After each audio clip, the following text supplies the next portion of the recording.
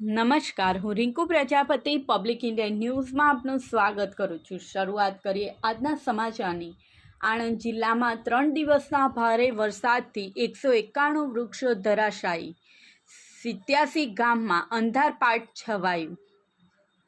આણંદ જિલ્લામાં 3 દિવસથી ભારે વરસાદ અને પવનના લીધે કુલ 191 વૃક્ષો ધરાશાયી થયા છે, જે પૈકી 1274 જેટલી ડાળખીઓ ધરાશાયી થતાં 2 દિવસથી જિલ્લાના 87થી વધુ ગામોમાં અંધારપાટ છવાયો હતો, જે અંગે MGVCL તંત્રએ ડાળખીઓ કાપી 50 ગામોમાં વીજ પુરવઠો પૂર્વવત કર્યો હતો।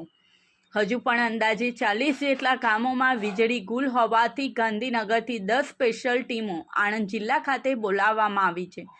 બુધવારે સાંજે ટીમોના આવ્યા બાદ વીજ પુરવઠો પૂર્વવત થશે તેમ જાણવા મળ્યું હતું, જ્યારે વહીવટી તંત્ર દ્વારા ધરાશાયી થયેલા તમામ વૃક્ષોને દૂર કરી રસ્તા પરનો વાહન વ્યવહાર પુનઃ શરૂ કરાવ્યો હતો।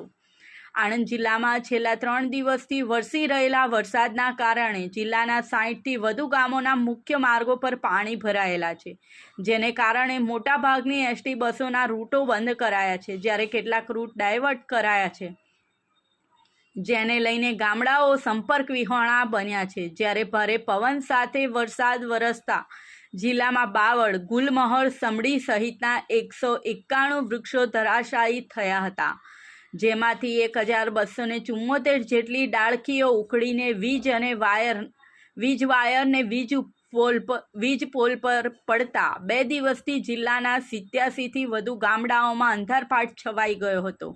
આ અંગે આણંદ જિલ્લાના MGVCLના અધિક્ષક ઇજનેર HK વસાવાએ જણાવ્યું હતું કે 2 દિવસમાં 50થી વધુ ગામડાઓમાં વિવિધ ટીમોએ કામગીરી કરી વીજ પુરવઠો પૂર્વવત કર્યો છે, જ્યારે હજુ જિલ્લાના અંદાજિત 40 ગામડાઓમાં ટેકનિકલ કારણોસર વીજ પુરવઠો શરૂ કરી શકાયો નથી।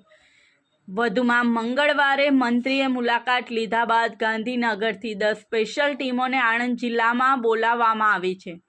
ટીમો બુધવારે સાંજ સુધીમાં જિલ્લામાં આવી જશે અને બાકી રહેલા ગામડાઓનો વીજ પુરવઠો પુનઃ શરૂ કરવા તાત્કાલિક કામગીરી શરૂ કરશે તેમ ઉમેર્યું હતું।